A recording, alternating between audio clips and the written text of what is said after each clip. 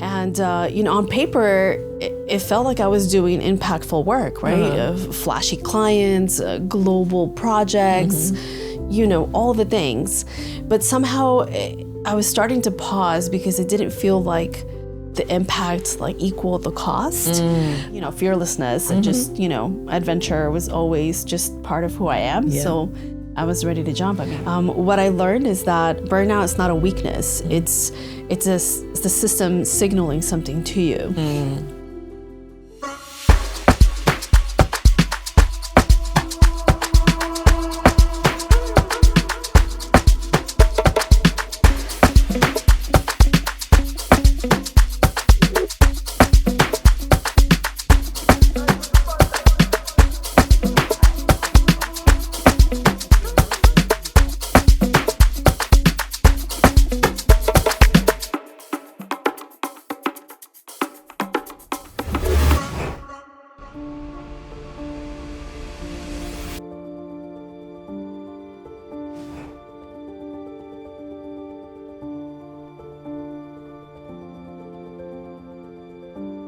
All right, so let's start at the beginning. At the beginning. Beginning.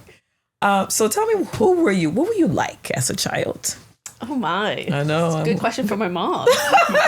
What did she say you were like? I know, right? That's a better question. Yeah. I think my mom would say I was always an extrovert, always curious. Okay. Adventurous. So that meant that, stereotypically speaking, my mom said that I should have been a boy instead of a girl. Oh, I'm in the same boat.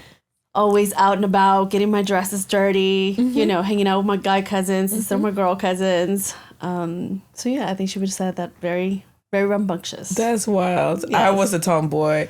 I didn't really truly embrace that I was a girl till sophomore year of college. Right? Like, I loved wearing baggy jeans. I'm well endowed, but I didn't look at it as a favorable thing at that point. So makes sense. I wore big stuff, and yeah, I just didn't embrace all of my femininity until sophomore year of college. Same. And for context, even when I got married, I had groomsmen. I love it. I love it. Of what is it in English? Bridesmaids. Bridesmaids, yeah. Yes. I love that. So yes, I had groomsmen. My mom was very happy about that. Not. I know. So in your home, was it your mom and you and your dad, or just your mom and you? And so growing up, Latin culture, so Okay. very much like an Italian family, right? Very close, very loud, very big. African too. We yes, do that too, right? Yes, y'all do. Grandmother on maternal side, Right. matriarch. Okay. And we lived with her. Oh, nice. She was a badass. I love it.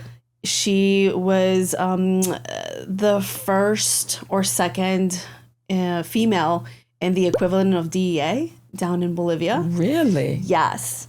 And Fascinating. so she was, leading men her whole career in these missions, which I only learned about, after the fact. And when she passed, all these men came to, tell stories about her.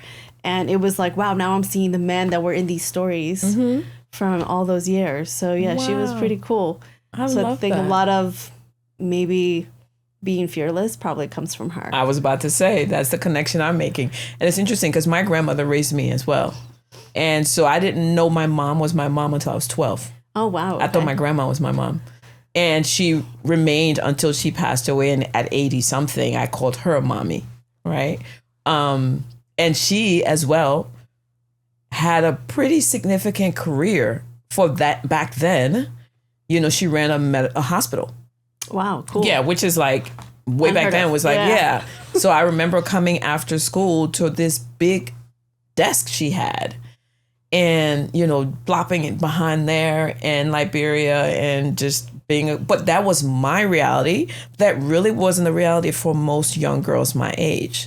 Right. And so when I now draw some of the parallels between how, I guess to some degree I felt comfortable as a female executive is because I had actually seen it at a time when maybe quite a few young girls weren't, right? But you don't know what you're internalizing when you're that young.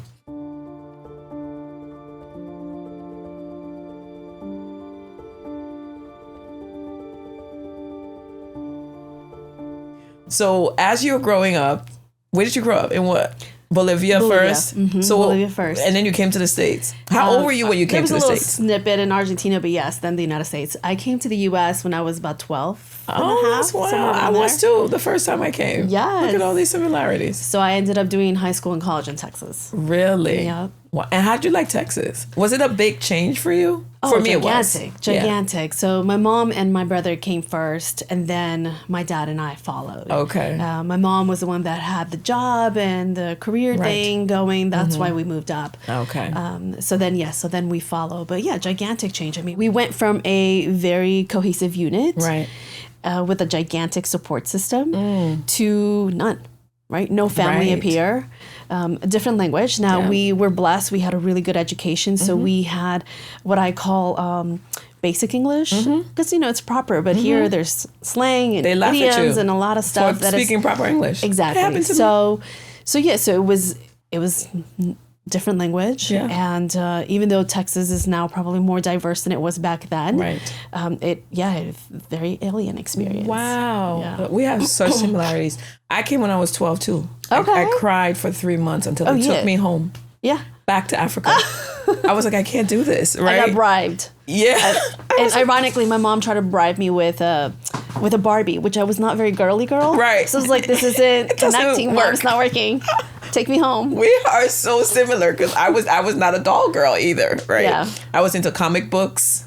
I played basketball nonstop. I just was not into girly girl stuff. But that's interesting because I came at 12 to Jersey City first time. Okay. I know, right? And it was winter when I came. No. And so I'm like, are y'all serious? Like, I'm used to tropical weather all year long. I went to a great school. I'm playing basketball all the time, doing well in school. And now I'm in coats, sludging through snow to go to schools where people are laughing at me because I'm trying to speak proper English and telling me I have an accent. Right. With no, like you said, no support system. We're in a tiny apartment. And that was really traumatic for me. Yeah. And I literally cried for 3 months until they took me back. And the next time I came, they didn't tell me I was coming. Oh, amazing. That was even more traumatic. Yeah, surprise. But you know what? Your parents do what they got to do. And now here we are. So, I can't be completely mad. But they knew things I didn't know about the opportunities that I would get in the United States. Fair. Yeah. All right. So we're in Texas. When do you think you first run into seeing what impact might look like as a younger girl?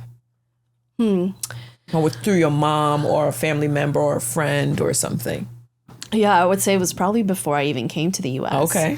Back to grandma, which, by the way, we couldn't call her grandma. We called her mom. Oh, right. Yes. Same thing. Yeah, my grandma was doing these big, amazing, important things. Okay. But she was also very humble. And when she retired, she actually then took up being a social worker. Really? Yes, as if she hadn't done enough in her life. Right. Wow. But I think it was then that I learned about impact. She kind of showed me how to be a servant leader very early on. Wow. And I think it was just from seeing her do her work. What would she do? Like, what is a memory you have of something she did that was like, because for me, my grandma, and it's funny because my kids get mad at me about this now, my grandma would help everybody. Yes. Right? People would show up from everywhere and want stuff. And she would just help them. Yes. And now my kids, I will never forget, somebody came and got some stuff from the house one time. They were like, really? Oh, is there anything else of ours you're going to give out? Like, stop it, right? Yes. But it's because I saw her do it. Yeah, same. Yeah. Same. So she was widowed. She never remarried. Oh, wow. But she ended up like building. So she would buy land and build apartments, and she would house people from the street. It was wild. Yes. Feed them, and it was very interesting. There was like no judgment, right. No intentions other than to just help your neighbor. Yeah. So I think that's the seeds were being planted. I think so. Yeah. Yeah.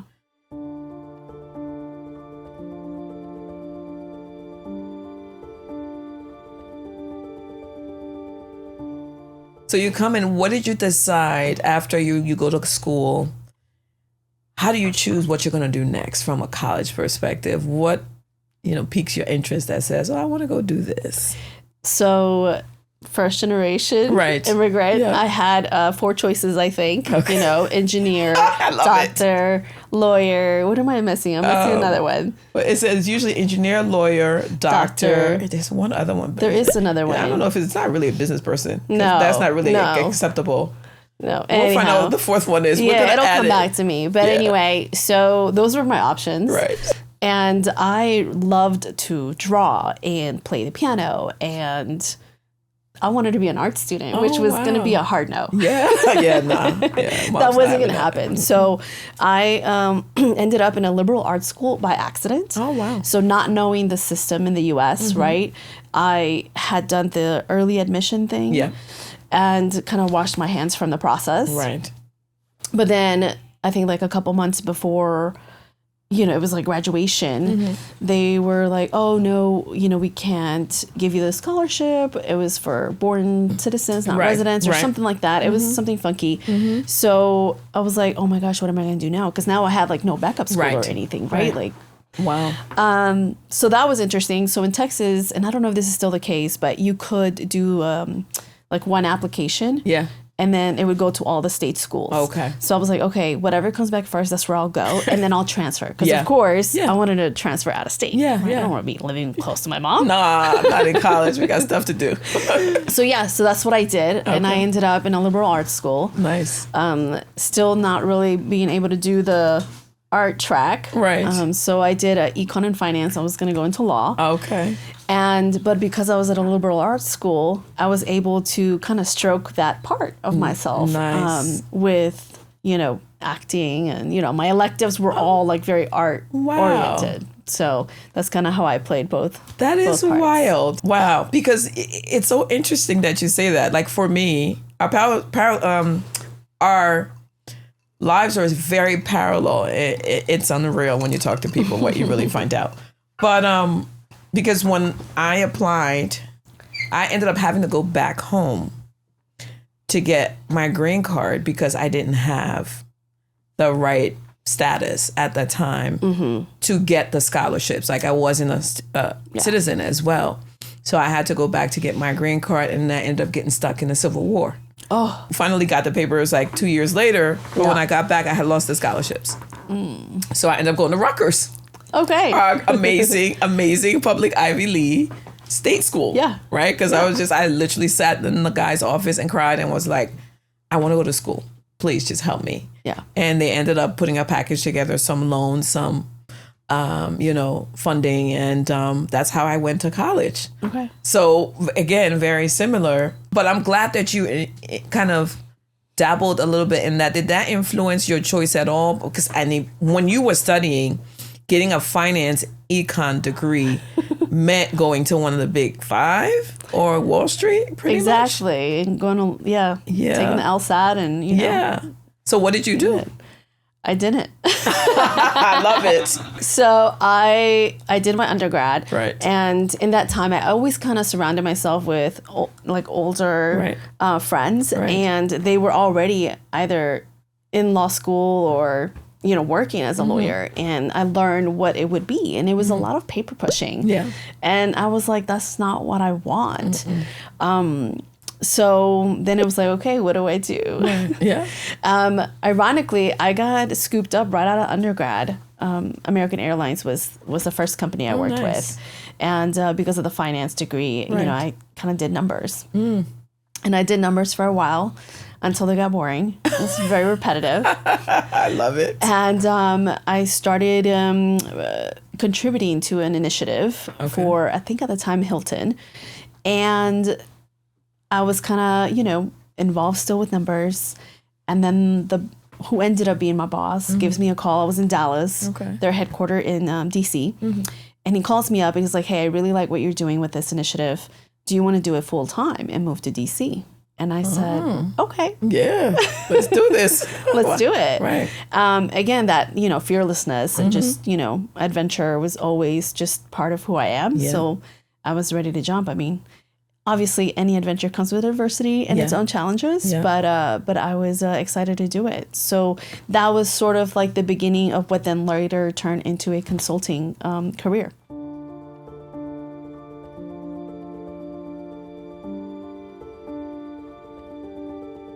So tell me about the consulting career. Like when you, because I was a consultant as well, and I will never forget the first day at Anderson University in Chicago, outside of Chicago. You know, we get there and there are literally people from all around the world that are starting the same time. And you have this 3 weeks of intense, crazy. But it's, hindsight being 2020, I absolutely loved the experience. And you're thrown in front of a computer the first day and they're like, you're going to learn how to program in C. Now, I wasn't an engineer. Yeah. So I'm like, what? See what? Like, but I had to learn. And part of doing that was actually learning who my resources were, which was critical to consultancy, right? So tell me a little bit about how you first entered the space. Did it feel weird? Did you just naturally get it? And how did it start off? No, it was not a straight line. Right. I ended up being an internal consultant with Hilton. So I kind of started supporting initiatives, then leading initiatives. And then later on, it was almost like an internal consultant of sorts. Okay. That was kind of my exposure, my entry too. So then it was like, okay, do I go back to B school and then, do one of the big five? Right. At that point, I had already started kind of living out of my suitcase for one company. So I was like, man, I don't know if that's the lifestyle for me. So I ended up working for smaller consulting firms, whether it was regional, because at the time I was already in the East Coast. And that's kind of what took me up here to New York. Were you focused in a certain industry or just in the...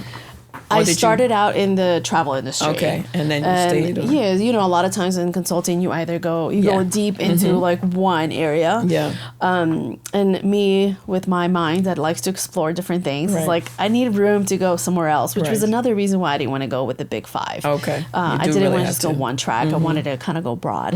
And I ended up doing 10 years of consulting, M&A transformation, strategy, just supporting organizations and changing how they operate. So, nice. Yeah. Now, when you walked into a room, were you always accepted for being...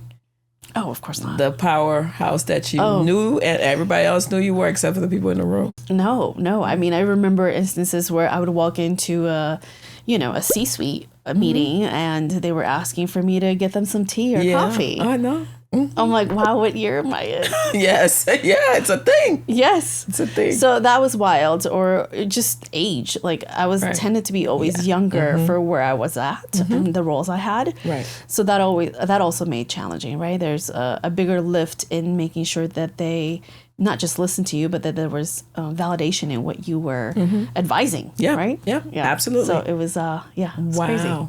So were there... Who stands out in your mind, or is there a moment that stands out in your mind when you said, I'm not sure I belong here? Or is there a person or I'll give you an example.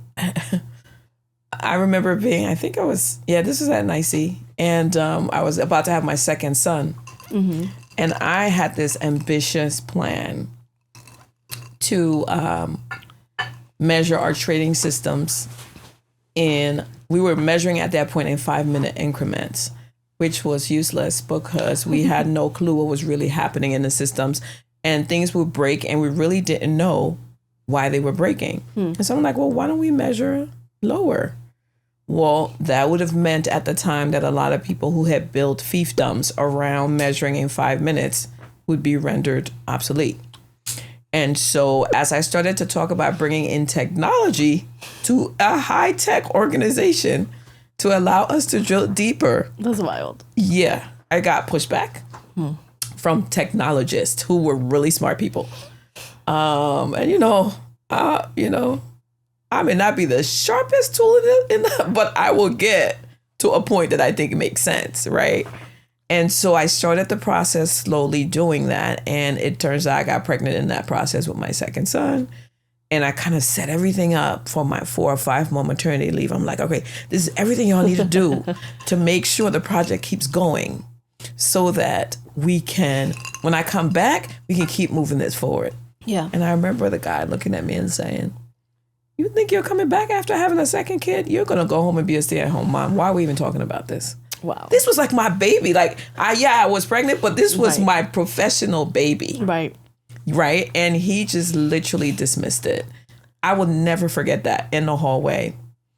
And I looked up at him and I said, you know, when you're in a shark tank, you sometimes need to look out for the baby sharks. That's literally what I said to him at the elevator. And I pressed the elevator door and I went, because I was so pissed off. Oh, I bet. That he reduced me to that, seeing everything that I was doing and had done up to that point.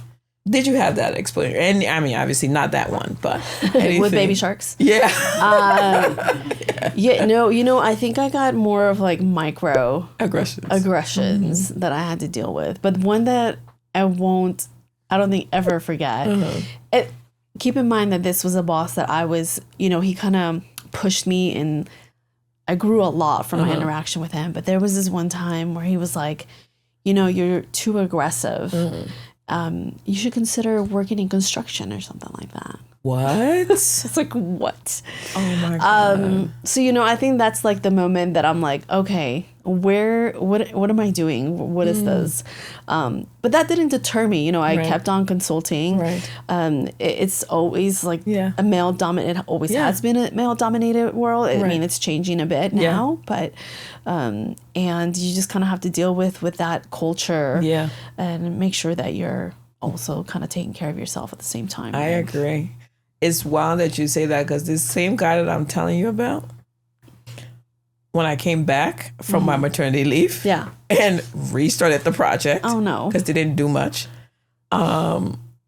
Fast forward maybe 3 or 4 years later, he was my boss. Oh, no. He ended up reporting to me 4 years later. Okay.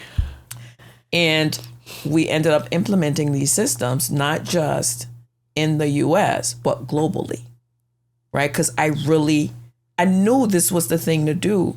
And at that point, not many people saw it, right? Because that's part of being a visionary, right? Yeah. Is not many people saw it, but you had to kind of front run it and bring people along. But I guess he reduced me to being a young girl who was having children at the time. And that was the extent to which we were going to, you know, do that. And so I say all of that to say that, again, I've been out of corporate for a little minute.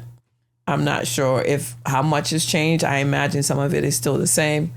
But I do remember being called aggressive. That's one of the other times in my career that stands out for me is we were all sitting in our leadership retreat and we all had to go around and write us a word for the persons at the table. And my boss, who again, I guess was threatened. Yeah. I got my card back and I still have that card on my desk. You do? Yeah, this was in 2018.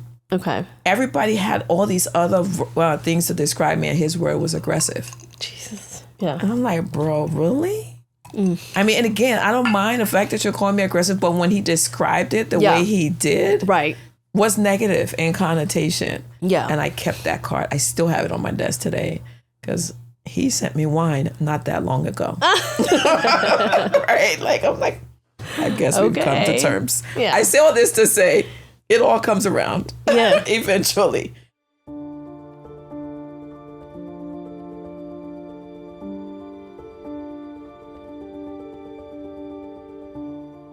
So anyway, you go through this in consulting, and do you get to a point where you're like, you know what, I'm done?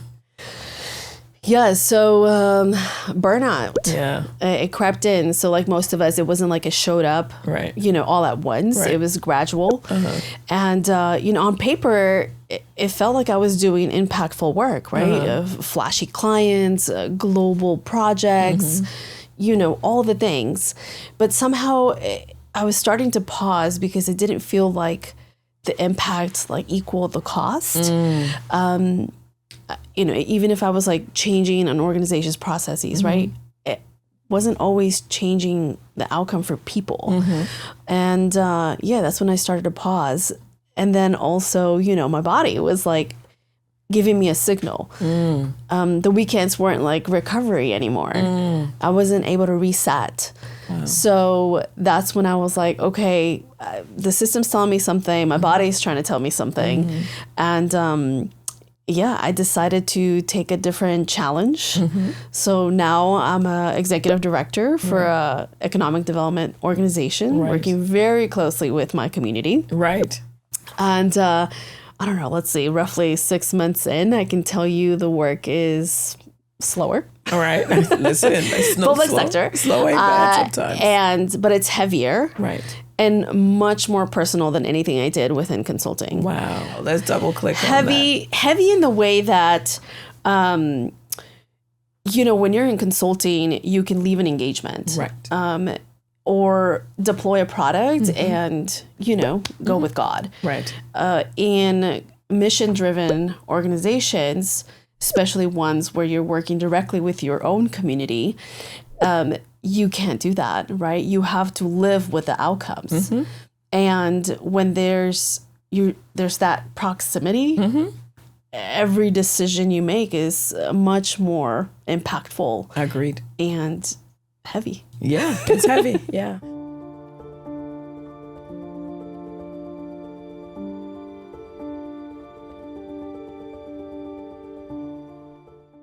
And so what do you think about what you had done in consulting kind of helped you or translated into what you do now?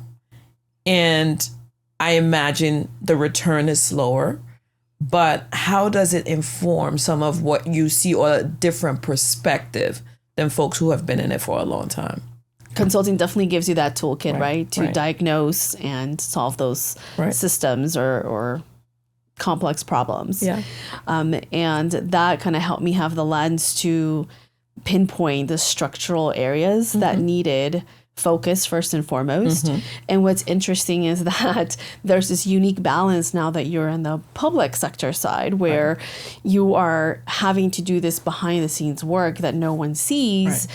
And at the same time, you have to address the community because they're already expecting results and evaluating you right off the bat, right? Yes. And we're in consulting, there's a more structured process for that. Exactly. Yeah. So, you're on the hot seat. Yes. Quickly. Yes. Right off the bat, day one. Yeah. We're like, whoa, hold on. We got some work to do first and foremost. So yeah.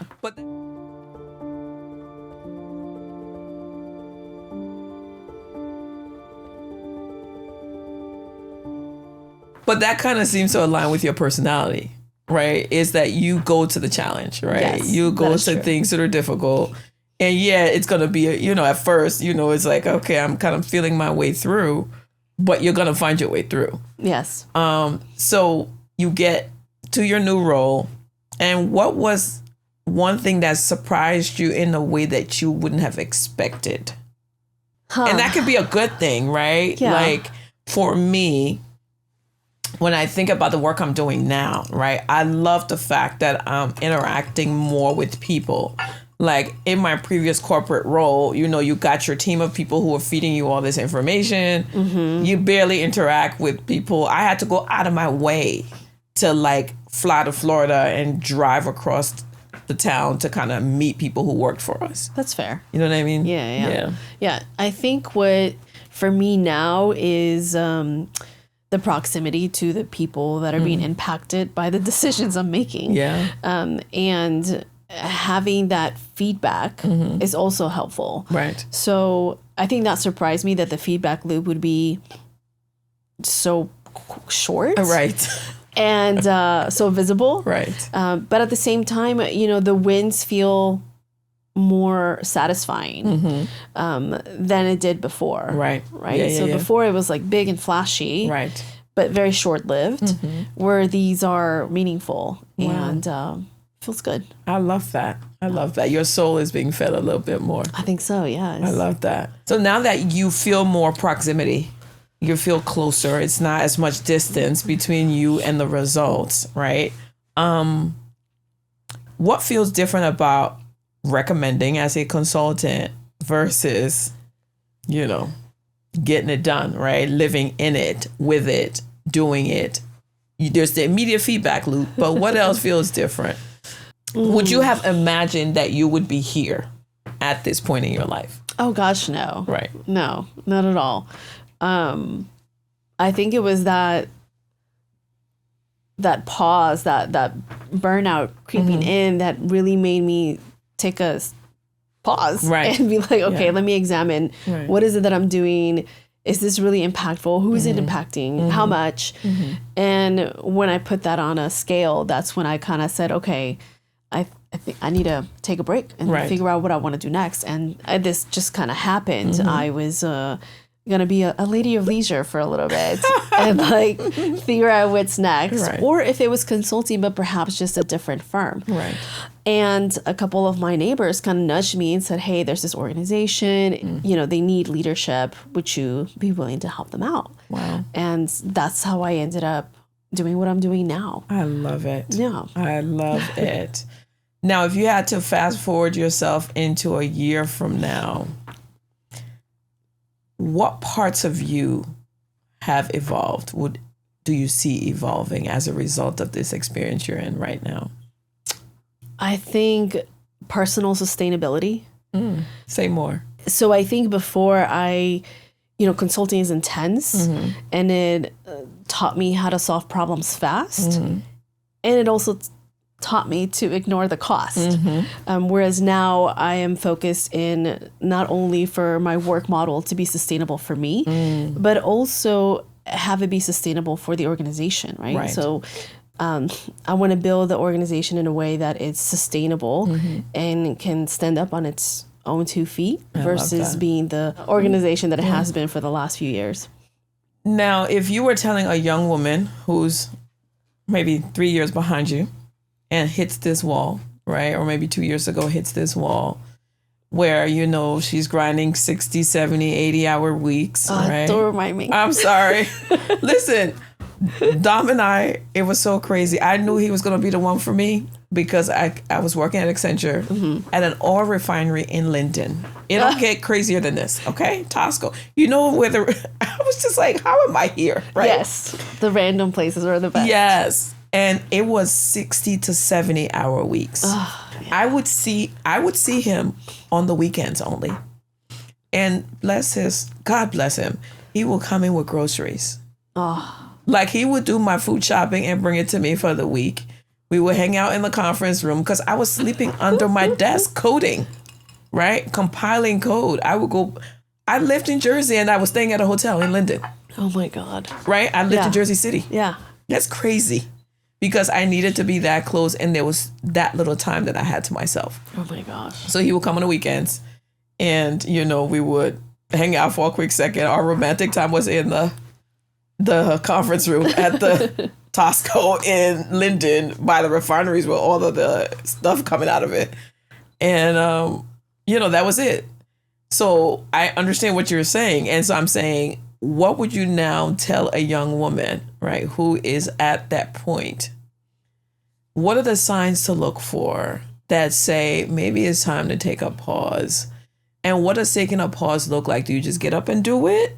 Do you plan for it? What do you do? How do you actually make that happen? Yes, I think listen to your body, right? I think that's the biggest one in your mental piece as well. So if the weekends are no longer resetting you, that's a big flag, right? Because that was a big one for me. When I noticed that I was no longer resetting over a weekend, I was like, okay, what's going on here?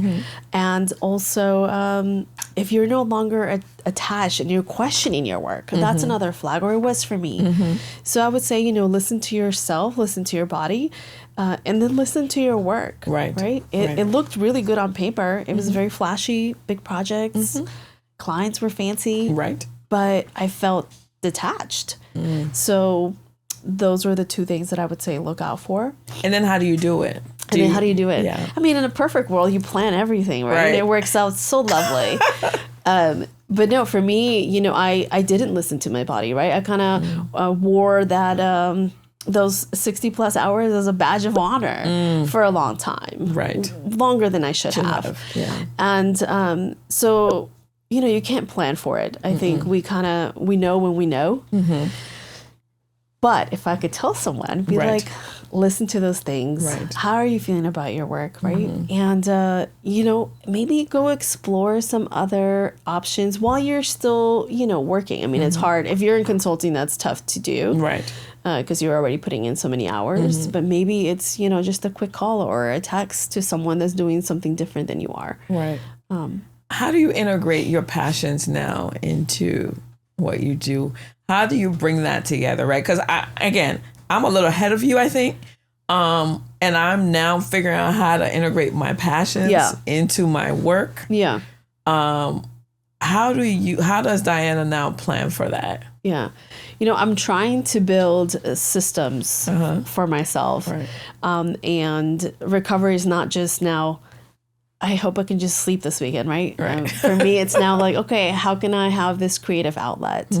And what is that? What is that? You know, I'm trying to dabble again into piano and trying to get that going. Good. But yeah, so it's just kind of exploring things that I've left behind so many years ago. I love that. And see where that takes me. I love that.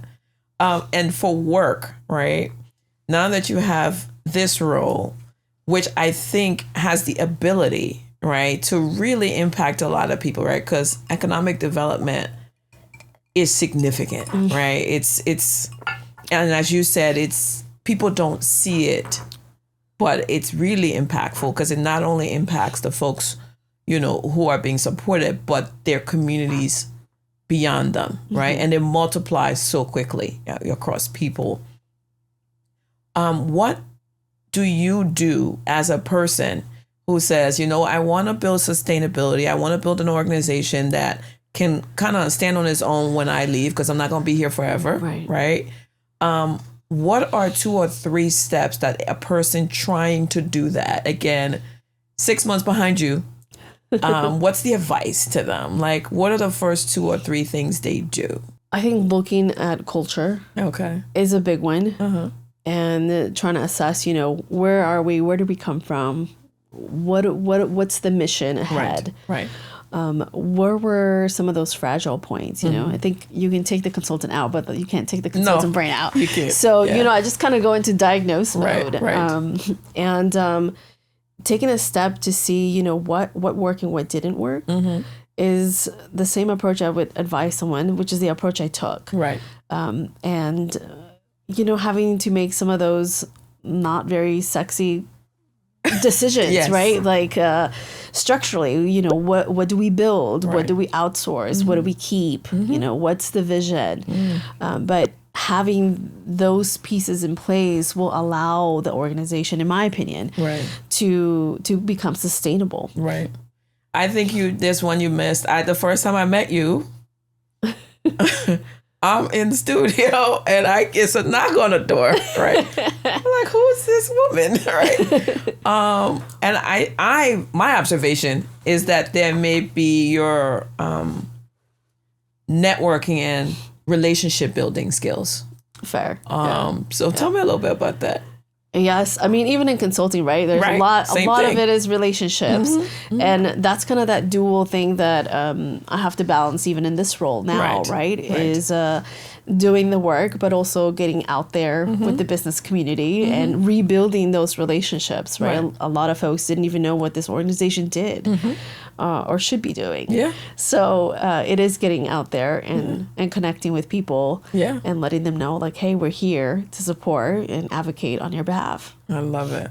Have you always felt comfortable building relationships as a woman, a Latino? I have my own perspective, but I'm curious to know yours. You know, I don't think I ever really thought about it, to be honest. I've just always walked my life with, this is who I am. Right. Whether you think I'm aggressive or not, right? Like, this is it. Yeah.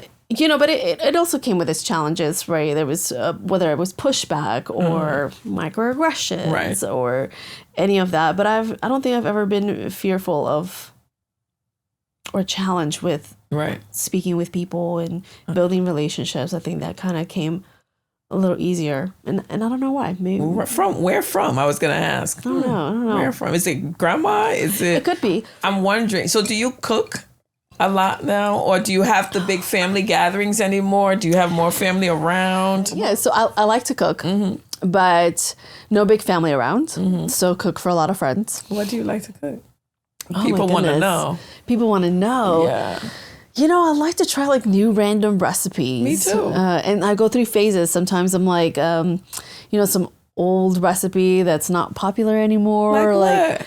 Oh my gosh, you're putting me on the spot now. But there's some Southern. So remember, I did high school and college in Texas. So there's a lot of Southern influence here. But it's some sort of like a meatloaf thing. But I don't know. I think it was something that people did back in the day with like their leftovers. They were a lot better than us. Girl. But yeah. There's nothing wrong with that. Oh, not at all. I'm just saying, it was, some old recipes that people used to do. We might need that recipe. I know. I need to figure out what it's called. I don't remember. I learned how to make meatloaf maybe 5 years ago. Oh, yeah? But now I'm told I make a mean meatloaf. Because like you, I like to experiment with cooking. Yeah. So if I can't make something, then I'm kind of even more like, it's probably just a personality trait thing. The competitor in me, right? I'm just like, I can't make it. So I need to know how to make it. So now I'm on a journey to do that. I kind of feel like that's part of who I am. So do you feel responsibility differently now than you did 2 years ago in work? Oh, absolutely. Yeah. Yeah. How so? I mean, it kind of goes back to that proximity to outcome, right? Now I have to live with those outcomes versus, stepping away from an engagement, which is what I used to be able to do. And not see the consequences of it. Not after the fact, right? You see them, you want them to be successful, and that's what you aim for. And, I was lucky enough to work hard to get those outcomes, but I don't see them long term, right? I don't see what the long term impact of that is. Whereas now I have to live with the outcomes and the decisions I make. That's wild. Yeah. I mean, I must say that's a different animal. It is. That's a different animal. Yeah. Who helps you? Who guides you in that process? Because I imagine, I would need help. I know, right? So I started just by looking to see at other organizations and, how they're leading, what their best practices are, seeing what, is working and not working for them. Right. And trying to test those out to see what would work in this organization. Yeah. But yeah, no, it's kind of like jumping in the deep waters and it is. And seeing if you can swim. It is. I love it though. I mean, again, a lot of these conversations that I have, the reason we start at the beginning is you really get a sense for people's personality showing up time and time again, right? And what they choose to do. That's kind of why we start there, because it helps to connect really quickly with why they're doing something now that is fearless in a different way. Yes. Because they really were a fearless person growing up, not wanting to fit in a box, which is what you pretty much said. Fair. Yeah. No, and just having strong women, even my mom, she's the one that literally picked up her family and moved the entire family to another country where there was no support system, different language. Right. And just giving it a go. Yeah. Like, that's crazy to me. Like, I can't phantom that. And herself too. These women in my life, I feel like I'm way behind. So she was like pregnant with my brother, getting her MBA, and was executive level accounting. So that was her thing. Wow. I'm like, just thinking about it, I'm like, I'm tired. And I don't even have kids yet. Right. Yeah, but I'm just like, no, I'm tired. Girl. But a big difference is that she had a support system, right. In South America. So there was family and, affordability to have, help in the house. Yeah. Those kind of things are just not available for us here. They're not. Yeah, my mom is still around. I'm thankful that she is, because that's very helpful to me. and has been, especially when we were going through really difficult times in our family, having a village around was really, really so critical for us.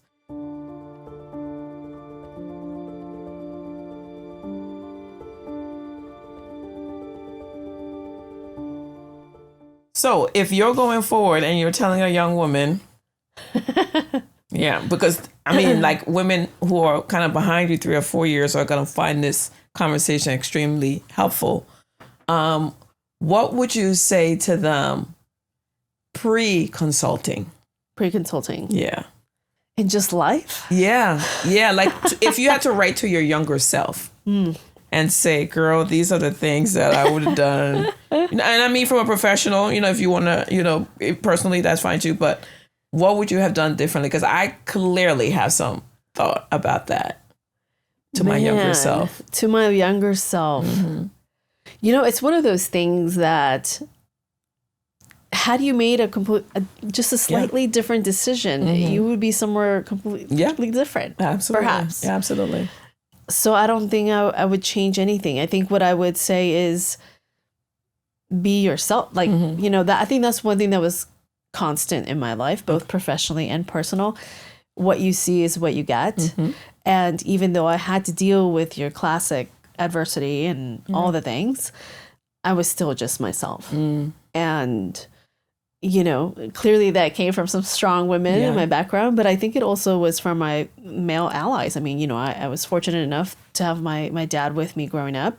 And, he taught me how, not to be fearful in a sense when you're around other men or, this now kind of goes back to manners, but like, this is how you should expect from a male to open your door and this and that. And that may sound a little old school now, but it helped me both personally and professional to not see that difference, Yeah, and to command the respect that you deserve. Yeah. Right, because not because I'm a female or a male, but just this is the person that I am. So I think I would say, I think a lot of us know who we are early on. We just tend to deviate from that because of our environment, life, and the challenges that come with it. Right.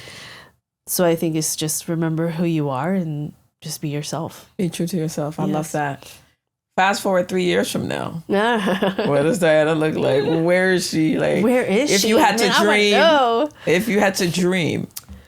I think having the pleasure of having a slightly more normal work week, right, is allowing me to kind of explore things that I kind of left in the back burner, right?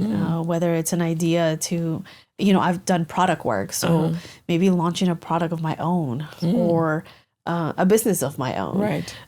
Now I kind of have a little bit of time to hopefully scratch that itch that has been, on me for a while now. That's awesome. I'm hopeful that in 2-3 years, we'll be talking about that. That would be amazing. I would look forward to that because I can definitely testify to the fact that entrepreneurship, has given me the flexibility to do things. I love being a mom, right? And you were here earlier, you heard me in between stuff, having the mom conversations. Yes. And my kids can access me more because of that flexibility. I can be at places that I otherwise couldn't be. And, I definitely can say that obviously entrepreneurship done the right way, right? Because there's a difference between creating a job for yourself and actually building a business, right? I like that. Yeah. I think that I would look forward to that, and I'm going to hold you to that. Ooh, the pressure. I'm going to hold you to that.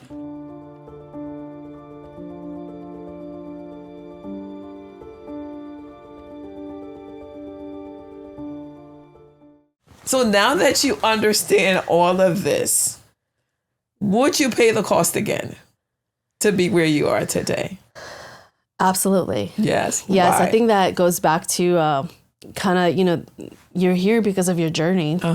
And I wouldn't deviate from that. My experiences, the discipline I learned along the way, although it came at a personal cost. Right. What I learned is that burnout is not a weakness. It's the system signaling something to you. So I wouldn't change any of it. And I think it's also allowed me to come into an organization that I have no experience in, going from private to public sector, but being that toolkit that I've gained has it's made it easier for me to like start foundational work right off the bat. Awesome. Yeah. The future is bright. So what's a song that you listen to when you need inspiration? You just want to let your head down. You want to, whip your hair around. You just want to be free. What's a song you listen to? Oh, man. Yeah. So I knew this question was going to come up. I'm very torn because I listen to a lot of music, literally, except heavy metal. I just can't get into heavy metal. I'm not a heavy metal But guy everything else is pretty there. Right. But man, since last year, it's been like Bad Bunny has been quite up there. Okay. At least Spotify tells me so. So he's my number one. Then that's... I think I was thinking about it previous to taping, and it was Estamos Bien from Bad Bunny. It was a little bit older song, but I like it because it talks about resilience and not giving up. And, nice. Yeah, so I think that, reminders like that with music, it's my thing. I love it. Yes. Girl, I was dancing. We have an episode. I was dancing to the Bad Bunny music, during the Super Bowl. Yes. And I was like, we had a whole thing on it, but it was great, and I love his music. Yes. I love music. I love music that makes me dance. Absolutely. And so, I love it. We're going to compile a list of music from the folks we've been talking to. Oh, so you nice. just put Bad Bunny in the mix. That's Yay, great. We got to. Yeah, I think it's also himself as an artist. He's like unapologetic for his artistry, right? So that kind of is also my theme, Yeah. This is me. Unapologetically. Yep. I love it. Thanks for coming. Oh, thank you for having me. I'm so glad we had this conversation. See, it wasn't as bad. It wasn't. But I was like, oh my gosh, I'm usually behind the lens, not in front of the lens. No. I like it that way. Yeah. Well, you started a business and you're doing public advocacy, so you're going to have to get real comfortable. I know. Yeah. The flyaways. Maybe I need a new what's it called? Hairdo for these things. You're going to, because I suspect that you're going to be in front of the camera some more. I know. I need to get used to it. But anyhow, thanks for coming. Me. You're welcome. Thanks for coming. I'm glad you made it. Yeah, I can't wait to see like all the other folks that were part of it. Really powerful conversations. Oh, so cool. Mm-hmm. So cool. Thanks for doing this with me. No, thank you. I appreciate it. Thanks for listening to The Cost of Impact. If this conversation resonated with you, share it with someone who's building something meaningful in their own way. Until next time, keep building what matters. These big things that were under as well. Someone broke something and it wasn't me. Oh, okay. Sorry. Welcome. Thank you. How are you? Oh, you look lovely. Thank you. In my Eagles green. See? The other way. This is why you do this. Yes. Okay.